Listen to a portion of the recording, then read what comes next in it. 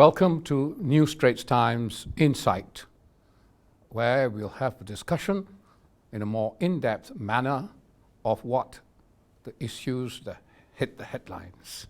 And today we'll be discussing Brexit impact on the EU and beyond. As people are all aware, Brexit is Britain's decision to get out of the European Union, which has caused a lot of internal turmoil in British politics.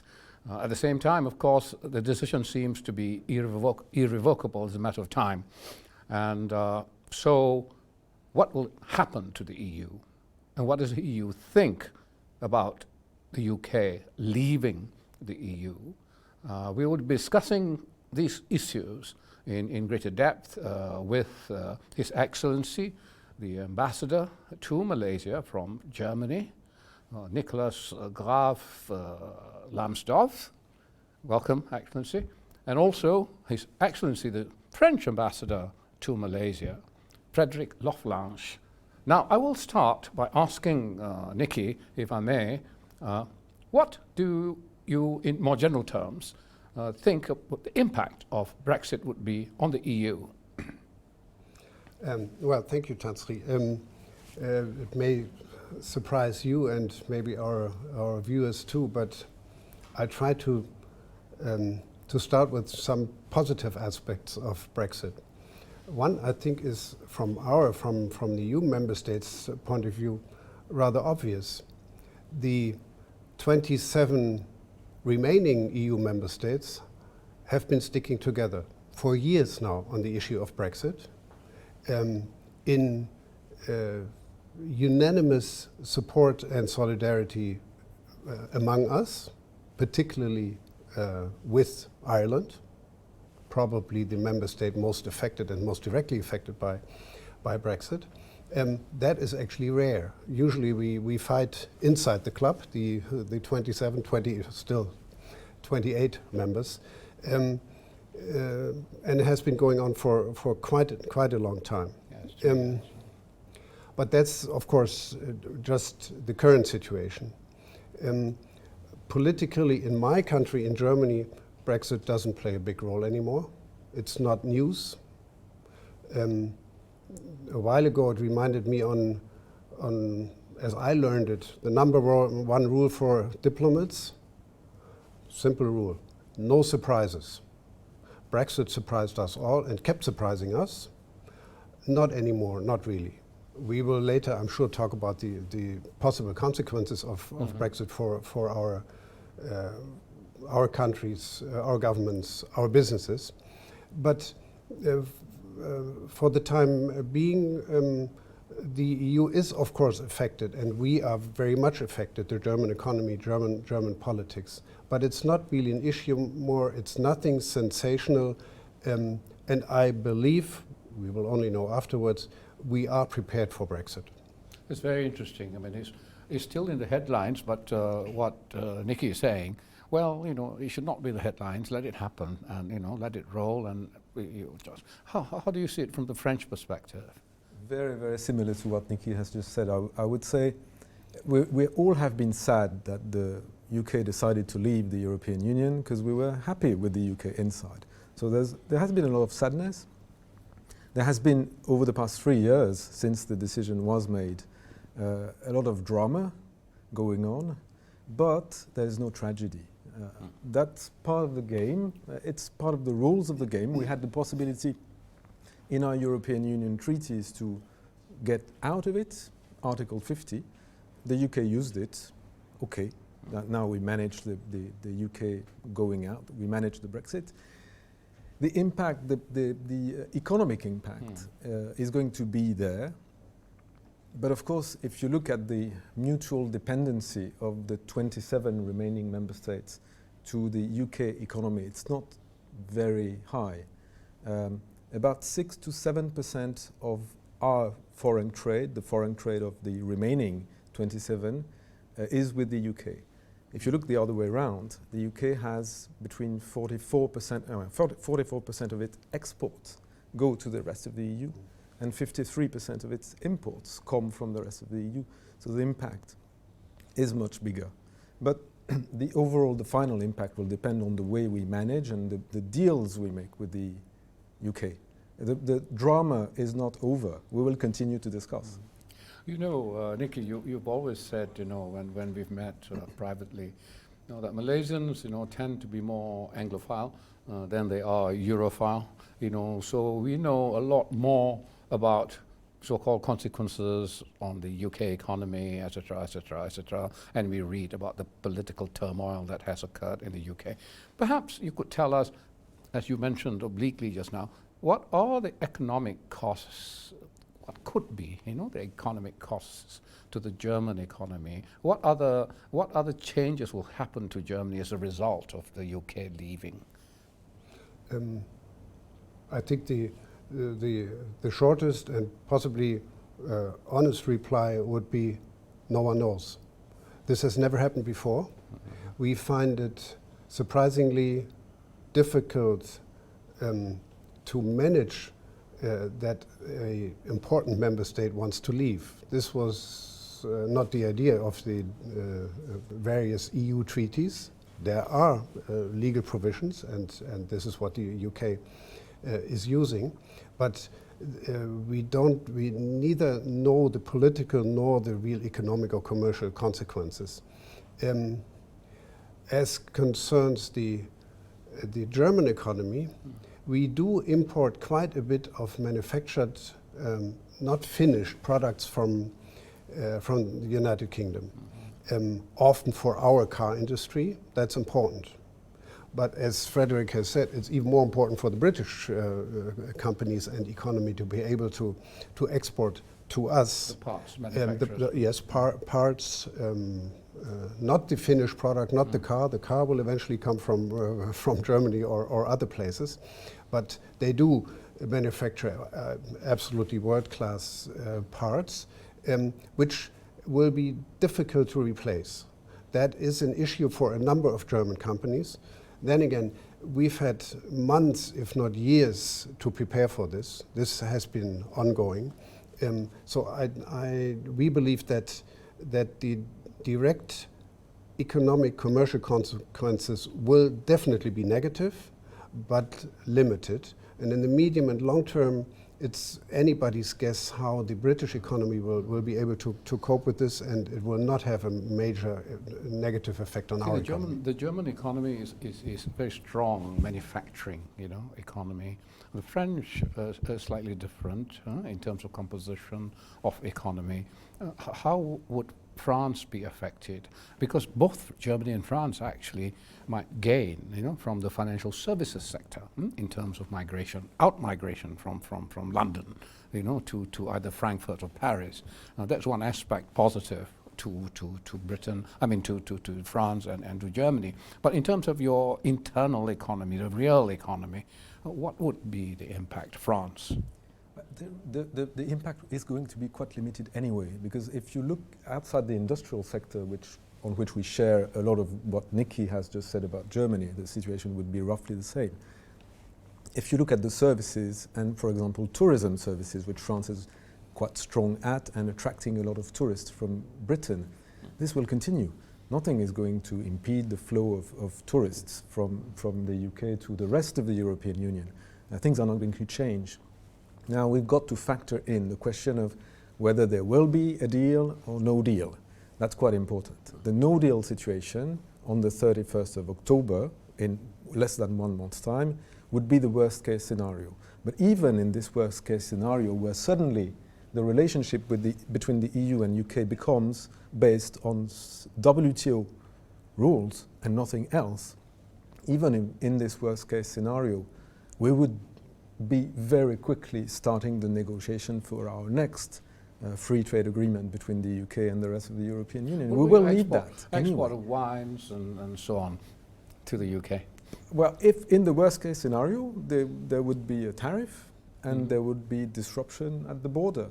But you know, we're not so dependent on our exports of wine that we can't wait for a few What weeks. is your main agricultural export to the UK that would be most affected if it's not? A lot of agricultural exports indeed to the UK. I think the UK imports almost 2/3 of its food products from outside.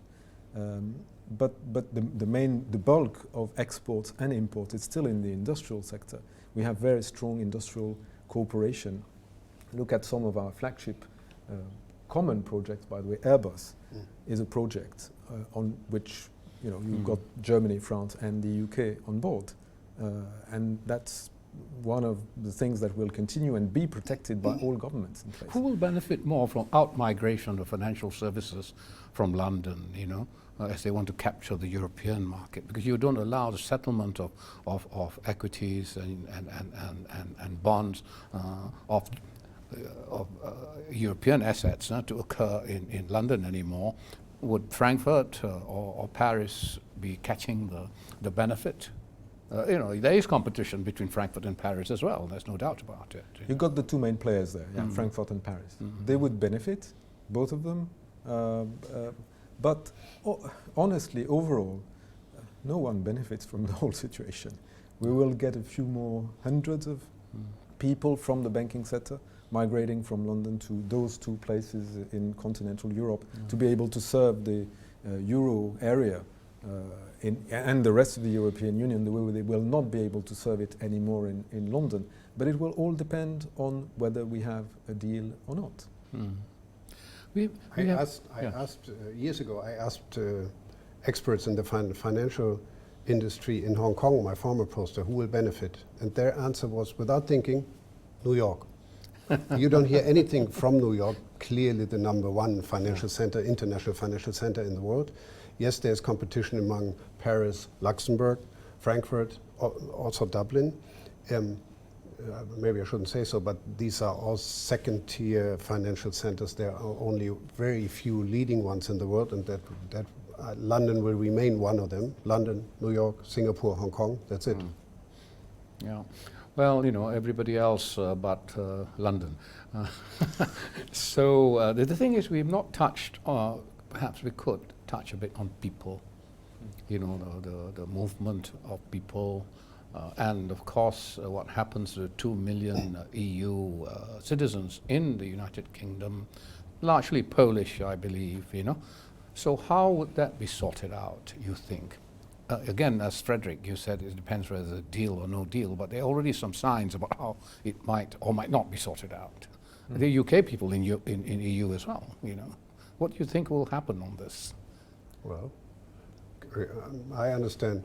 Currently, the number of EU citizens in London is growing.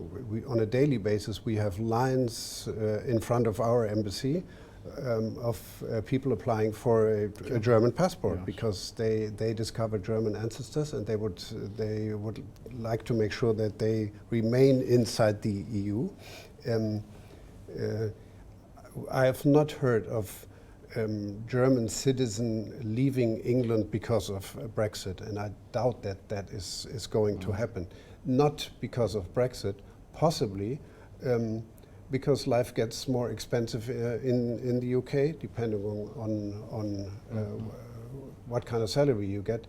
The sterling has already lost at least 20% since the Brexit debate started. They predict that it might go down by another 10-15%. That might be a motivator to look for a different place to live, but not so much Brexit. I don't think so. So you say the economic forces will lead people to move to wherever it's most profitable then? Probably I'd agree with this. You've got at the moment around 2 to 3 million European Union citizens in the UK and about 1 million UK citizens in the rest of the European Union. Most of our countries have already aligned their policies so that we offer something to the UK citizens who have been staying in our countries for a long time, so that they can continue and stay in our countries. And similarly, the UK is also making the same type of proposals to the European Union citizens. It will depend on each country after Brexit, what the decision will be and how we want to deal with this. But generally speaking, having this influx of European citizens in our countries is quite positive. There are people who will come and consume, work, contribute to the economy. And the same is right on the UK side. If suddenly you cut 3 million people out of the UK population, that's a big problem. Yeah, this is quite interesting because we talk about the more serious, high-level issues, but you take like football, okay? Malaysians are mad about the English Premier League, and there are so many Europeans playing in English teams in the English Premier League who actually give them strength, success. I mean, for example, the success of Liverpool and the success of Manchester City to enter the European Champions Cup final. It's not a pure UK play, it was a European play. Or in fact, it was a world play, because you open yourselves to the best talents, you get the best talents coming, and they achieve great heights. And so, will these sort of things, like in football, cease to happen? This free movement of people and so on like that? No? No, this will continue by definition. Football is too important for everyone anyway. Let that be very clear. But by and large, I think my message would be, I said we're sad about what is taking place, but we don't want to forecast a tragedy. It's not going to be a terrible situation, and we are not forecasting that the UK will crumble into pieces. No, it will not happen. And that's not in the interest of the rest of the European Union. Things are going to change a bit, and the degree of change will depend on whether we manage to strike a good deal, and good deals for the future. Because whatever we have on the 31st of October, deal or no deal, the negotiation is not over. There's a new phase in negotiation which will start to decide what the future relationship between the EU and UK be. And we will try on both sides to get the best deal for everyone. So, okay, there's no tragedy about to happen. Yeah, I think I perfectly understand sometimes, you feel sort of a little distressed. People talk so much about the UK leaving, and then it's going to cause, so much damage to Europe or UK. Now, you take it as something that's going to happen. And life goes on. But I want to ask you about the European idea. The European idea was a great idea, to try and banish war between, France and Germany in particular. You've had big conflicts in the past, right. And it was great. It was moving along nicely, and now you have someone falling out of it. Never mind. Are you going to pursue the European idea further? Is this going to be a setback for the European idea? I'm not talking about the real things that happen. Is it going to be a setback for the European idea? What is the next stage in European integration? What do you think will European leadership? You're getting a new commissioner, and so on. There's a new team coming up in Brussels. So what happens next? What are going to be the initiatives, that Europe will pursue? Now, first of all, to our generation, and certainly, of course, the generation before us, that was the generation that created the European Union or European community. The EU was and still is the most successful peace project ever. That's why I personally have a problem with Brexit. How can you leave such a successful project? But that's happening now. With or without the UK, in or out, that doesn't change. It's still guaranteeing peace among EU member states. When you so that's the present and also the past. When you ask about the future. In the beginning, I tried to find some positive aspects of Brexit. For a while, there was a debate whether Brexit would cause some kind of a domino effect that others might leave. Look at it now. Absolutely no one is thinking, let alone talking about leaving the EU. But there's a long line of European countries which would love to join the EU rather today than tomorrow. Just ask anybody in former Yugoslavia, or you can ask Ukraine, or even the tiny Republic of Moldova. Everybody wants to join the EU. So the EU is not losing its appeal to others just because the UK is leaving. And that will continue to be part of the European idea, coming together and sharing ideas, also sharing commercial economic interest. The market, of course, will be a bit smaller, but even in Germany, and it's not a very popular issue, there is discussion even in our parliament who will be the next candidates to join the European Union. So the project will continue. The thing is, yes, I think you're not affected. The great peaceful idea goes on. But there is, unrelated to the UK, unrelated to Brexit, there is a feeling that the EU project is stalling in terms of greater integration, particularly in the services sector, you know.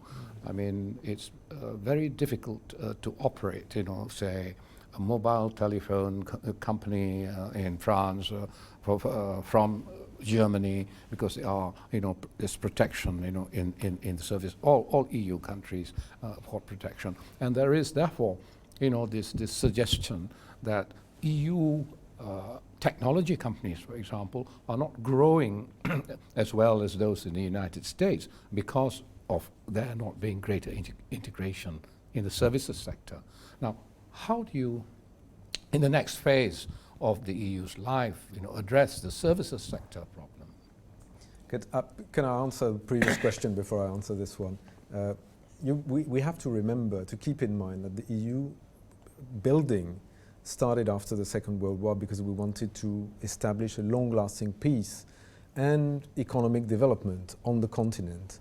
And we started it without the UK at the beginning. The UK only joined the movement later in the 1970s, 20 years, more than 20 years after we started. And it remained a bit on the side. There are things that the UK did not join. They didn't join the common currency, the euro. They didn't join the, you know, the common okay, Frederick, if I border. may just interrupt you. You can go on after. You know, we'll continue with this. We have to take a break right now, you know, and then we'll come back and you speak on that same point. Sorry. Great. Thank you.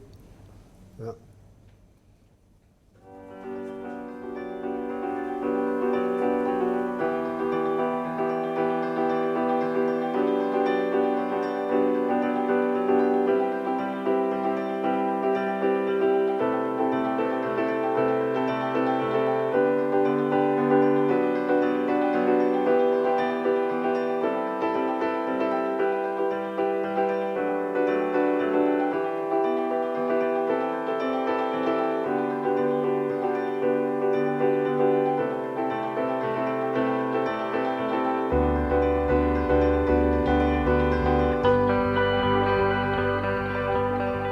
Notre rôle est de rétablir de la certitude et de la sécurité juridique là où la décision du Royaume-Uni de quitter l'Union crée de l'incertitude et de l'insécurité.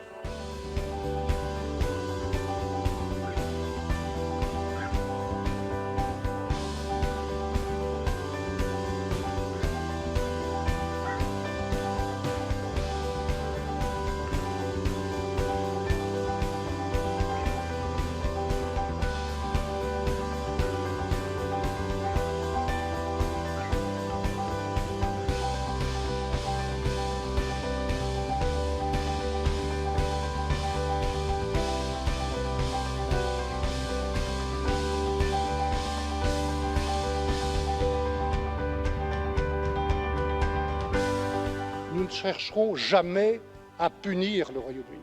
Jamais.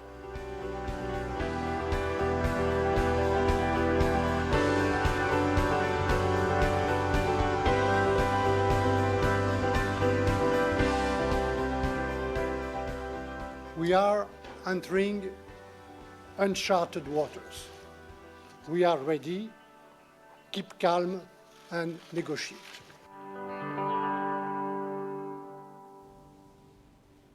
Hello, welcome back. Frederick, I'm sorry you were rudely interrupted when you were in full flood about how the UK has been a reluctant partner of the EU, how they didn't join so many of the EU's initiatives what I meant by highlighting this past history is that the rest of the European Union has been sticking together quite nicely so far, and we will continue to do so. There's no less enthusiasm for the European project today than there was before. And what is left, I mean, the 27 member states represent 450 million people, which is still a very solid group of nations and people working together. As far as the next steps are concerned, we have plans to develop our policies and our common policies in a number of new sectors and new areas. The defense, the common protection is one, and we will continue to move gradually, slowly, but you've got to keep in mind that the European Union integration process is a gradual, step-by-step thing. This single market that we have today has been built from 27 different markets, putting together their resources, putting together their markets. Now it's extremely free in terms of circulation of goods, circulation of people. Yeah, any European citizen can go and live and work in any other European country. Services, most of them are also free in circulation. There are few regulated areas which will gradually lift the barriers about. But the project, the European integration project, will continue step by step. We're moving forward, and our citizens, by and large, are still interested in the project. They believe in it. They trust the European Union more than they trust the national governments. It's quite interesting when we do opinion polls across the board. The level of trust in the European Union is higher on average than the level of trust for the citizens on their own governments. So there is hope. They're not satisfied. There would be propaganda to say that people are satisfied with the EU. But they pin hopes on this big thing, and they have the expectations, the expectation that we will do better at that level. Well, the UK hasn't really had a happy relationship with the EU, has it? It's kind of a reluctant partner. And even at the early stages when they wanted to join the EEC, the French president said no a few times, until they got in 1962. It was President de Gaulle, So, it's a kind of like fog in the channel, continent isolated, sort of view which the UK has always had. And I mean, they put the UK first. And so, in a way, is this a natural outcome of a national predisposition of the British people? I don't know. There's one element that in answer to that one is we've got in the EU treaty an Article 50 that allows countries to get out of the European Union. But you can also come back if you want at some point. I'm talking about long-term history here. But maybe at some point people will find that it's better to be in rather than out. I understand your desire not to dwell too much on the British exit as on the European future. The future continues, the future is there. British exit is a British problem now, we will discuss shortly the relationship between the two, but just still talking about the European idea. You mentioned defense, Frederick. If I may ask you, Nikki, is the EU punching below its weight in foreign policy? Not only in foreign policy, but in security policy as well. That's one more reason, and one very important reason why we would like to keep the UK as close to the US as possible. But this has been the case for a long time. The now incoming new president of the Commission, the German politician Ursula von der Leyen, was our defense minister until recently. She grew up in Brussels. So her father used to work for the EU before becoming a successful politician in Germany. She's really well prepared, and she knows a thing or two about defense matters. When she talks about a European army, which has been a catchword for a long time, she of course knows very well how difficult this will. She has 7 children, And she has seven children. An army in itself. Yes, she does. So projects like European Army are long-term projects, always have been, but it's quite clear that that the European Union, which is a heavyweight when you look at the numbers, must find a way to act as a heavyweight too. That's what many outsiders expect from us. It's not always popular. In fact, it's particularly difficult, I think, in my country, in Germany, to convince the voters that you need to spend on security and military matters, that you need to have a active foreign policy, that with success comes responsibility.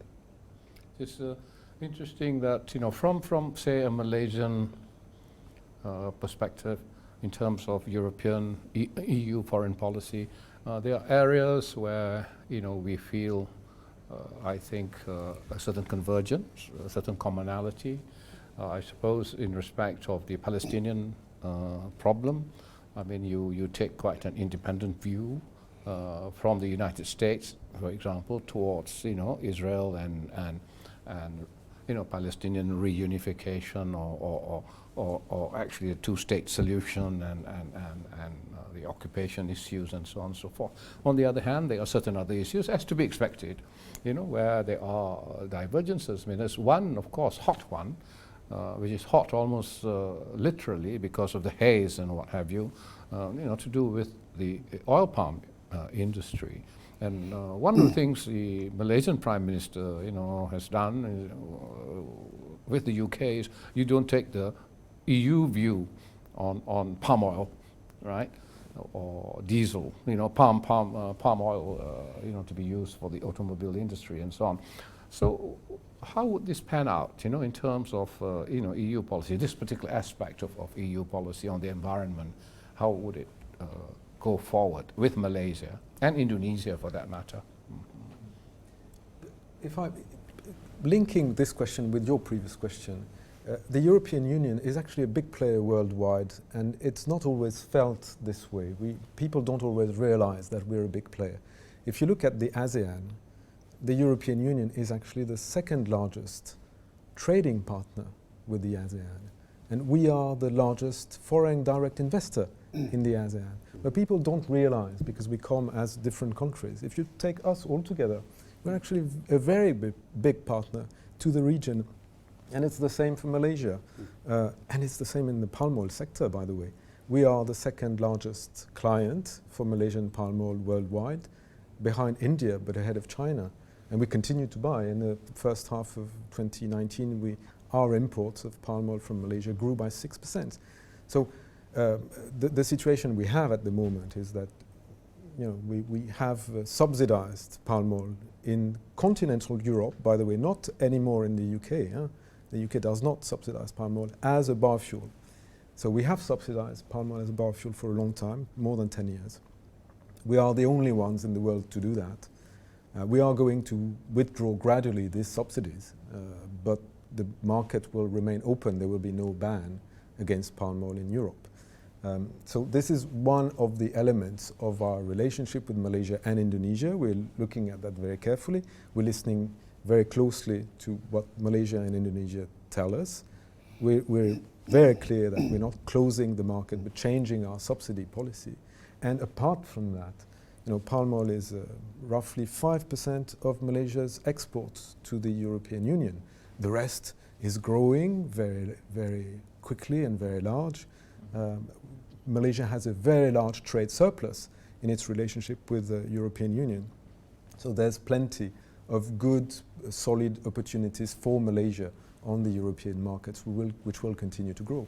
I mean, Nikki, you always have spoken on this point that Frederick touched upon, the extent of EU, in particular German, of course, from your perspective, investment in Malaysia, in ASEAN, which is not often recognized, often realized, and then therefore not recognized. How going forward now, you have made investments in the UK, before and so on. Would you be redirecting investments elsewhere because UK has left, and the economies of scale may not be the same anymore. The tariff rates coming back may be too high, so you might then therefore redirect your investments to other parts of the world, Malaysia or ASEAN. Would that such a realignment happen, you think, in terms of investment? Now, first of all, and that might disappoint you, but the German government doesn't direct investment. Businesses do, markets do, of course, but also changing political situations. That's one of the great advantages of Malaysia, and the reason why so many German, but also other foreign investors have been here for decades. Political stability, rules-based, in the end, British law, if you like, and so Malaysia became the biggest investment destination for German companies in the whole of Southeast Asia. That is changing now because Vietnam is passing left and right. I think Malaysia should have an eye on what Vietnam is doing.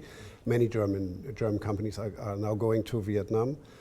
There are German companies leaving China. That's, to me, another opportunity for Malaysia to attract these companies. There are some positive examples there too, but in general, nothing much is changing. I don't think that Brexit has any serious effect on the Malaysian economy or on Malaysia as an investment destination. It might make Malaysia, if you do the right moves, more attractive. That's quite possible. The whole world is competing for foreign direct investment. Even we are not investing enough at home, a bit like Malaysian businesses. But we are one of the biggest exporters of capital worldwide. So our money is constantly looking for places to go to. Malaysia is still in a pretty good position. It's interesting. So whilst it is true that governments don't direct the direction of investment, private sector people make such decisions.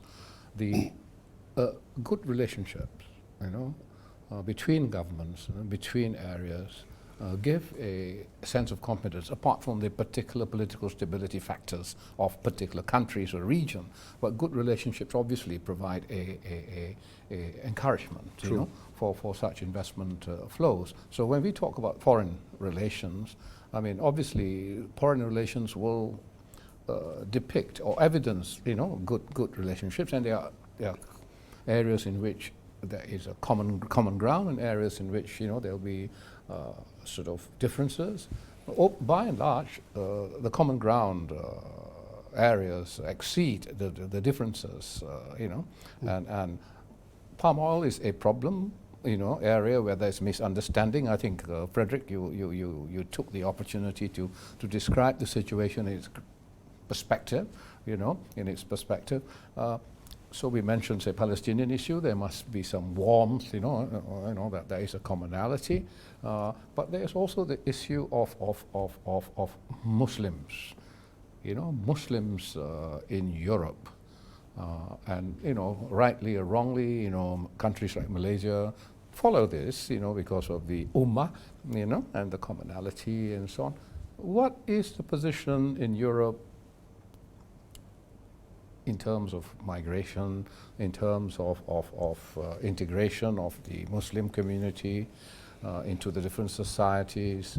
What is it going to look like going forward, given that the Muslim population is multiplying, much faster than the local population? I mean, France has got a huge population of Muslims. Many of them came as citizens. Algerians, for example, were French citizens who came to France. So what is going to happen? This is another area that could cause, a disturbance in relations. I don't, not at all. I completely disagree with you, Munir. Honestly, France has the largest Muslim population in Europe. It's 5-6 million people. It's maybe 8% of our population. We don't have official statistics because we never ask people, what is your religion? That's part of our protection of our privacy. But roughly, we've got 5-6 million Muslims in France, and it's a relatively new religion in our countries. It's a religion that came with migration over the past century, gradually. And of course, with all new cultural elements in a society and new migrations, there are difficulties in integration. People come with a lower background in terms of education level and all these things. And there is an element of discrimination and of identity protection and things like this. So we're fighting against discrimination. We're trying very hard to integrate the new migrant populations that arrive, but most Muslims in France are French citizens. They have the nationality. Yeah, we don't see it as a problem. We see it as part of our society, and now we see our societies as multi-religious, multicultural societies, with questions of living together, which we have across the world, including in Malaysia, by definition. But some Muslims cause problems, those who are terrorists, for example, and then the non-Muslim people, may identify Muslims with terrorism. There is an obvious challenge that society faces, whatever society. I think people who have come to Germany, Nikki, there have been instances of violent action, So how do you handle this kind of issues? It's a difficult issue to handle, and terrorism is a global threat, but it would seem that the Muslims, some Muslims, have been involved in this terrorism. How do you differentiate, to your populace, the difference between the terrorists and the Muslims proper? Now, as you know, the situation in Germany is different from the French situation. We too have several million Muslims living in Germany, mostly people of Turkish descent who've been living there third, even fourth generation. We've never had any problems with that. We have maybe not always been so successful in integrating these people for different reasons, but most of them are by now German citizens living in Germany. I believe we still take pretty good care of refugees coming to Germany. Refugees mostly coming from Syria or Afghanistan, sometimes also Iraq.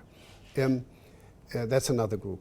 And then there are migrants. That is relatively new to us.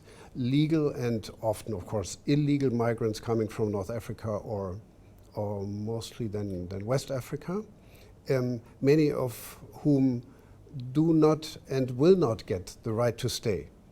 That is probably the real issue for our politics, because these are people who cannot and often do not want to be integrated in the German society. And then it gets difficult. Terrorism is, in fact, in Germany, a minor issue.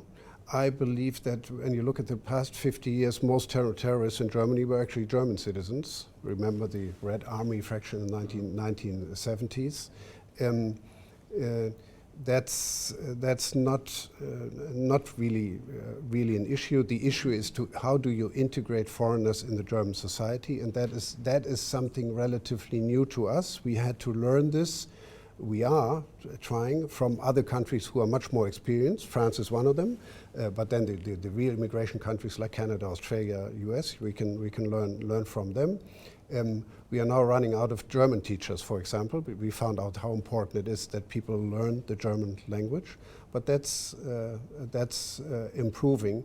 I think a very general remark, the sad truth is most of the victims of Muslim terrorism are Muslims themselves. This is interesting, though.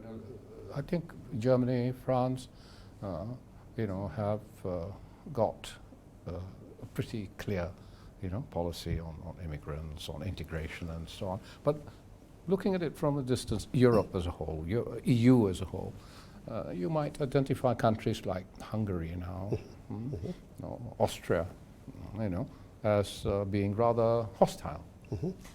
Is this a correct perception? Because it is EU we're talking about here, I think it's correct to say that we don't have a very strong common policy towards migration. That's one of the issues we've been facing these past years. The only thing that would be common in a way is the fact that at the moment the European Union as a whole is not really open to migrations. We're not like Australia or the US or Canada. We're not a place which tells the rest of the world, come because we want more people. That's not the situation we are in. We're in a situation where for quite a number of decades we've had a high level of unemployment, and the feeling is let's deal with our unemployment first. Let's make sure that the people who are here can live better before we take in more people. But on this basis, I think migrations come, and in particular political migration because of refugee flux, and that's part of it. We'll take a break now, and I think it'd be interesting in the next discussion to take this up and then enlarge it to EU relations, in the future with Britain, with the United States, with China, with ASEAN. Okay, we'll take a break now. Mm-hmm. How young people abroad view the UK before and after Brexit. We asked polling firm Ipsos Mori to carry out 2 surveys to find out what young people from the G20 nations thought of the UK before and after its vote to leave the European Union. There was good news. Overall, the survey showed that the UK is perceived very well. It's in joint 4th place with France, behind Canada, Australia and Italy. The overall attractiveness of the UK didn't change. Nearly 3 in 4 people said they found the UK attractive. But there were big differences between countries. The EU countries surveyed were generally gloomier about their future engagement with the UK. Young people in Germany, France and Italy viewed the UK more negatively. There was a 19% net negative impact on the UK's attractiveness, which is concerning for the country's reputation in the EU. On the other hand, the Commonwealth countries and the rest of the G20 said the vote to leave the EU made the UK more attractive. People still generally trusted the UK. They trusted the people more than the government. The UK came joint 4th with Japan as a country whose people can be trusted, behind Canada, Australia and Germany. But fewer people thought after the vote that the UK values diversity, is open and welcoming and tolerant. Fewer people also thought that the UK government works constructively with others, treats people in the UK fairly, or gives its fair share of aid. Despite the UK being only one of 2 countries in the G7 to spend the full target amount on aid in 2016. Our study shows that people in the UK are still well liked, but if the next generation overseas consistently sees them as less open and welcoming, the attractiveness of the UK may suffer.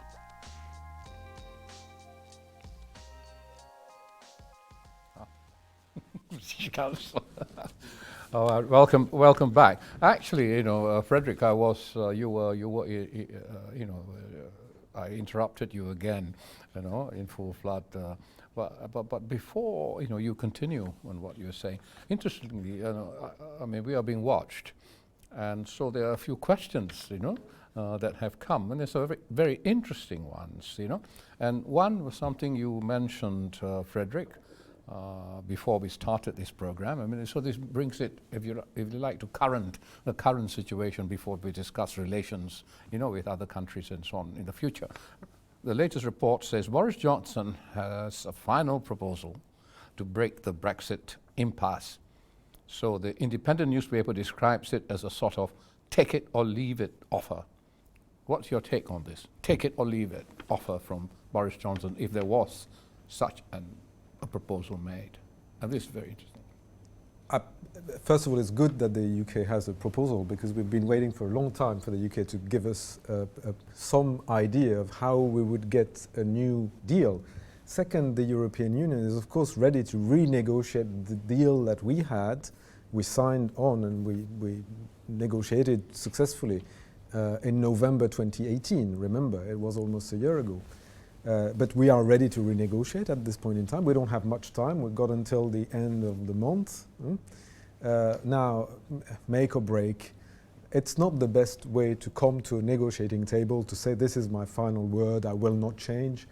My feeling, my guess is there's probably a bit of leeway of discussion, but we don't know at this point what the proposal is and how acceptable it will be for the European Union, and in particular for Ireland, because that's going to be one of the main issues there, the border between Northern and Ireland and the Republic of Ireland. I think that there should be no threats in a negotiation, should there? I mean, Nikki, yeah. Well, no, not when it comes to negotiation between EU member states. We are members of the same club. So is still the UK. That's not the way we deal with each other. But there are many legendary night-long debates, discussions, negotiations in Brussels. Happens regularly. Very tough. Each member state pursues possibly different interests. So, if someone comes to the table saying this is my final proposal, it might be even quite clever negotiation tactics, but you only know afterwards. Yeah. Well, thank you, Ganesh, for that question. I have quite a few, but I'd like to take a question that will bring us back to future foreign policy, future relations. And there is actually a question as it happens on it. After Brexit, will the EU see Britain as the enemy in the political and economic sense? Not at all. We will definitely continue to see the UK as a friend and an ally. The UK is a political, a security, a military ally to us, to both our countries. It has been for a long time and will continue to be one. So the objective for all of us is to keep the closest possible relationship with the UK after Brexit. I think you would, I'm sure, echo that, won't you, Nikki? Oh, absolutely, very much so. Now, France is, besides the UK, the only nuclear power in Europe. We only have two. We need both of them.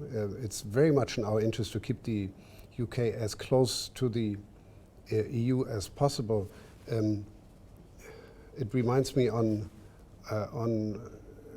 one thing. Which language is being spoken in Brussels? Answer: bad English. That is not going to change in the EU. No, we have every interest to keep London as close to us as possible. Some of the questions that have come up have been issues that we have actually addressed. For example, you had spoken, Nikki, about the car parts that come from the UK to the EU, and then of course the auto industry accounts for about 6%, according to Karim Ahmad from Shah Alam. 6% of EU employment and about 14 million jobs. So a no-deal Brexit means ending tariff-free trade with a market that takes 57% of British car exports. This is a parts exports we're talking about that would snarl the supply chains, you said, and that could cause problems and disrupt production, erode profit margins. So there will be these kinds of swings and roundabouts, these kind of costs. But that's not really new. When you look at the EFTA states, Switzerland, Liechtenstein, Norway, they're not member of the European Union. Some of them don't want to be a member of the European Union. Still, they are very, very close to the market. Yes, maybe there will be tariffs. What do tariffs do? Well, tariffs, often unnecessary, raise the costs. Yeah? But it doesn't mean that there is no trade. It's just getting a little bit more expensive. Can I even go further than that? Even in the case of a no-deal solution by the 31st of October, what we will start on the 1st of November is a negotiation on a free trade agreement between the European Union and UK. Right. So there will be a transitory period where all the tariffs will apply on both sides, maybe, but then we will have an FTA at some point, which will bring the UK in roughly the same situation in terms of tariffs and exchanges as we have the situation we have with Norway or Switzerland. As we're coming to the end of our discussion, as I promised, I said, we want to discuss about your relationship with others. We discussed Britain obliquely and directly already. Now, about the United States, President Trump is not a big fan of the EU, right? And that makes relations with the United States rather difficult. Whilst he's in power, the TTIP, the Transatlantic Investment and Trade, Free Trade Organization is dead. That was supposed to be EU and so on. Britain will likely sort of consolidate the Anglo-Saxon relationship under Trump, certainly. So what is the EU perception of the Americans? What is the relationship likely to be with the Americans? Assuming President Trump continues and gets re-elected, can you give us a sense of how you view the EU relationship with the US in the future? If you ask me, I hope that we continue to view the United States as by far the most important, of course, the strongest ally when it comes to security issues. Possibly still the most attractive, but also most competitive markets. If you make it in the American market, you can make it anywhere. It is attractive. Also, what comes to my mind is, if you look at the per capita income in the United States, which is continuously about a third, sometimes 50% higher than in the EU, there's maybe something that we could actually learn from some, not all, economic and financial policies in the United States. And this is the case actually regardless who is inhabiting the White House. I would certainly agree with this idea. We will continue to be very close trading partners, and the relationship between the US and the EU is also through companies, people. Even on some of the very touchy issues like climate change, you find that you've got a federal government in Washington who says, I don't want to work on climate change, but at the level of states in the United States and companies and cities, a lot of people who are still on board together with us, trying to find ways of fighting climate change in the world. So this will continue to be a very close relationship. The two of you are obviously first-class diplomats. Okay? You've not mentioned Trump at all, in reply to the question of his rather sometimes antagonistic attitudes towards the EU, his support of Brexit, no-deal Brexit, his support of an aggressive negotiating stance, by Britain. It must be a difficult issue in the foreign ministries of your countries, as well as in Brussels, is it not? Oh, I'm sure it is. It is often a difficult issue for companies, for economists. American companies, the American economy is very competitive, and when this is reinforced by aggressive trade policies coming from Washington, of course that's difficult to deal with. In some cases, it has already forced the EU to act. If it forces the European Union to think about tariffs and taxes and all the rest of it, it might actually be advantageous to the European consumer. Who knows? But this is life. This is realpolitik. We have to deal with it, and we do. It's not the first time that an American president finds it maybe a bit complicated to understand the truly complicated European Union. The American system is completely different from the European system, so there's bound to be some misunderstandings every once in a while. Mm-hmm. Yes, especially with Trump, there will be misunderstandings, I suppose. Let's move to China. Your relationship with China, it is, you have, again, pluses and minuses like everywhere else, but the human rights issues, and of course right now particularly the Hong Kong protests, these things always come to color your relationship with China. How do you manage these things as diplomats, foreign policy advisors? How do you manage an interest, concern over human rights without damaging, the underlying relationship and interests, particularly economic and business ones with China? I mean, the French are quite adept at this, are they? Human, I don't know. Human rights, as you say, color our foreign policy not only towards China but towards the whole world. The point in building the European Union at the very beginning was to establish a stable democracy within the borders of the European continent, because we knew what it meant to have sudden dictatorships coming up, and it ends in conflict for us in the European Union. That's our experience of the Second World War. So democracy, we think, is valid for us. So we tend to think that it's also interesting for the rest of the world, and we've got this humanistic, universal vision of human rights. So it, as you say, it colors our foreign policy everywhere. Sometimes it comes antagonistic with our economic interests, and it's a question of balance. But China has been a big partner for the European Union, a strategic partner for the European Union for a long time. Of course, a country of 1.3 billion people is essential to discuss and be in dialogue with. I think dialogue is probably the key word on this human rights issue.